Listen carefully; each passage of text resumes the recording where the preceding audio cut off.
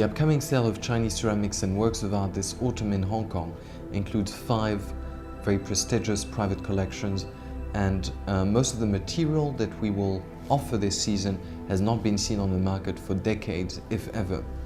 The material that we will offer spans scholarly works of art, historical works of art of the Ming Dynasty, Imperial porcelain of the finest quality, and all sorts of other objects. This is going to be the greatest sale that we've had in decades, and we are looking forward to seeing collectors and connoisseurs alike come and participate. One of the very exciting collections that we're offering this season is this collection of historical works of art from a private collection. It is a collection that was quietly assembled over the last 20-30 years by a collector with a very discerning eye and a taste for works that hold pieces of China's history.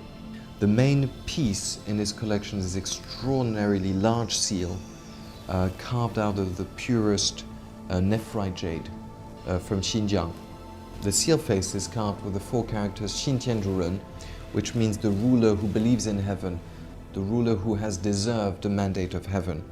The seal handle is carved with 2 adorned dragons, a twin dragon, and that is a very, very classic feature of large palace seals. Another extremely important piece, which comes in fact as a wonderful counterpoint to the seal we just discussed, because the seal is impressed on it, is this scroll, written by Zhang Zhao, who was Emperor Qianlong's favorite court calligrapher, and in fact a calligrapher that served the court of his father and his grandfather as well.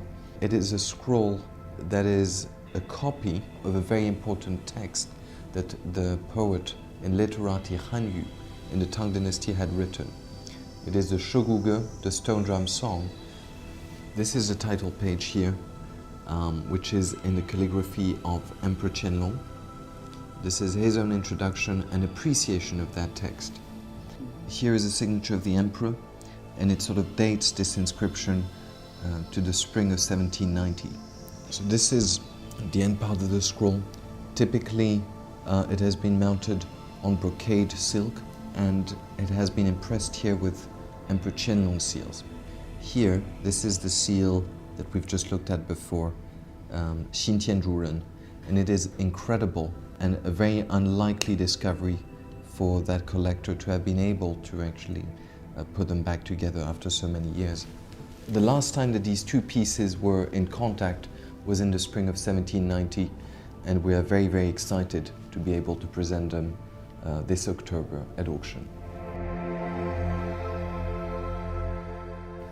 This exquisite piece of enamel is part of a remarkable collection formed by Parisian connoisseurs since the early 1970s and up until the mid-1990s. This particular teapot is an absolute masterpiece of Beijing enameling on metal. It dates to the Yongzheng period here, and enamels on copper of that period are the rarest if you compare them to Kangxi enamels or Qianlong enamels. That particular enamel is highly unusual because it's been applied on solid 18-karat gold. The spout, the handle and the cover are all made of what was the most precious material available at the time. Another very interesting feature is when the cover is flipped over, the entire object turns into a candlestick. The handle here has this lovely feature that it hides a pair of tweezers that are being used to snuff the candle. There are only 2 such candlesticks known in the world, the present piece here and its pair in the Baltimore Museum of Art in America. The decoration of phoenixes on the outside is quite well known from the Kangxi period, already in Imperial enamels, and what you find on the cover here, this little medallion of 2 butterflies, is also again a feature or decorative design that you find during the Kangxi period. It is one of the finest pieces of Yongzheng enamel, and I think in that particular regard it is a masterpiece. This very fine gilt bronze figure comes from the collection of Thuy Nuyet and Stephen Breiter, who founded the magazine Arts of Asia, which is widely read and has promoted Asian art since the 1970s. They've had a lifelong fascination with Buddhist art and have collected these figures since the 1970s and 1980s. This particular statue represents Chintamani Chakra Avalokiteshvara, which is a particular emanation of Avalokiteshvara, which is identified by the little figure of Amitabha that you find on the crown here. It is unmistakably Tibeto-Chinese in style, contrasting markedly with traditional Chinese taste. However, this particular manifestation is unknown in the Tibetan pantheon. The beneficent nature of the Bodhisattva is captured in the inclination of the head, gently supported by the back of the hand in a gesture of enduring compassion. And you can see empathy, which is expressed in the exquisite eyes and the lips that are made accessible and brought alive through painted detail. The Avalokiteshvara still wears all the symbols of princely riches, such as the jeweled necklaces and all these tassels hanging from his hip.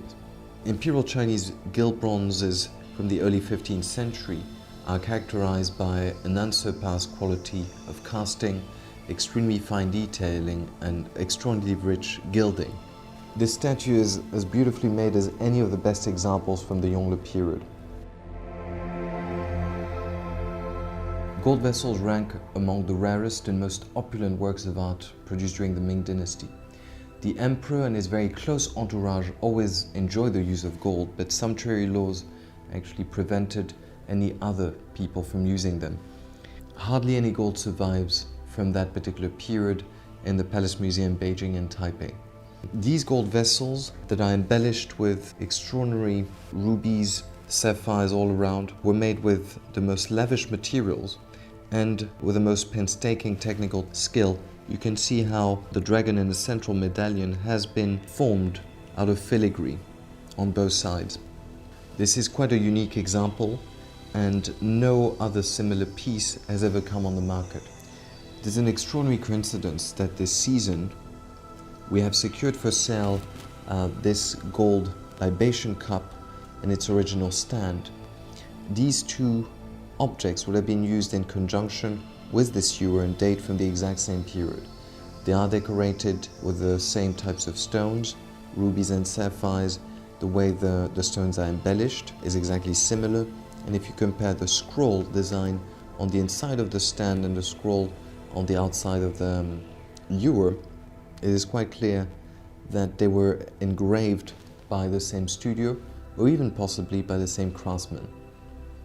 This cup and the ewer have not been together for the last 500 years, and it's quite extraordinary that by pure coincidence this season they have been reunited.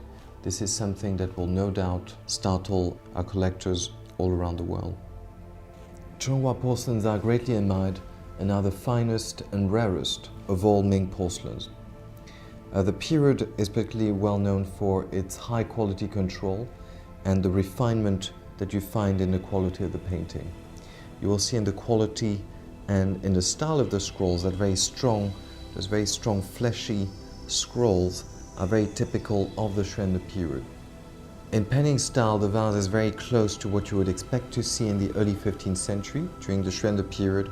However, the tactile quality of the glaze, that very silky, smooth quality, is typical of the period and something that is very, very much sought after by collectors. This piece is identical to one that has been excavated, broken, from the tomb of Chenghua Emperor's first son, who was born and died in 1466. So we can safely assume that this piece is a production that dates to the very, very earliest years of his reign.